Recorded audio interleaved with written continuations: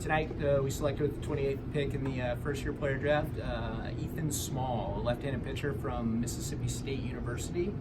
Ethan's, I believe, the SEC leader in strikeouts this year. Quality left-handed starter for them, has been a 2-year starter pitching in their rotation. Pitches, he's a consummate pitcher. He throws a ton of strikes, gets a ton of swings and misses. He's not necessarily the hardest throwing guy, but he does have velocity in there when he needs it. And he's just been, really successful in what's definitely the toughest conference in the country, especially for pitchers. So we're pretty excited about it. We had obviously done a lot of work. Scott Nichols is our area scout down in the Mississippi, Louisiana, Alabama, and so he knows the kid well. And Doug Reynolds, our supervisor there, also spent time with him.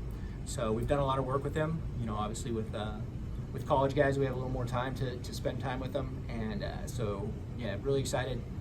First time I've taken a pitcher in the 3 drafts of the first round, so a little different for me, but we're pretty happy to have added somebody that we think is pretty advanced as well. So we're hoping to have him move quickly through the system. Although of course that's always up to David and Tom. So, but he is still playing, which is great for them. They won their regional this last weekend, and so they'll now host a super regional next weekend, and then the College World Series if they advance beyond that. So, but he's been very durable, and like I said, we're just really excited to add somebody who we think is going to be a big possible future rotation piece for us. Did you guys have your eyes on an advanced college arm, or was it just what best player available type thing? We always are our best player available.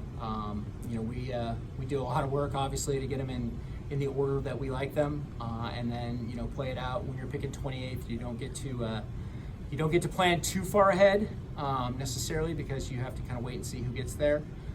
But Ethan was somebody that we definitely had our eyes on, through the whole process. Now that players can have this procedure and come back and have a great career? I think it varies, and we do a lot of work with that.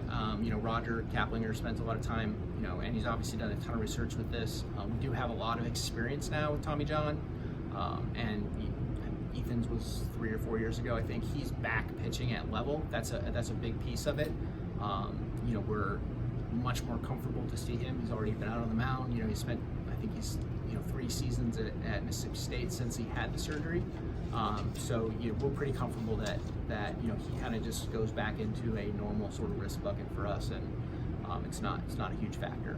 Was he taken out of high school, and how long have you guys been on him? I'm not 100% sure on taking out of high school. Didn't get there on that particular piece of information. He was a draft eligible sophomore last year. We did have interest.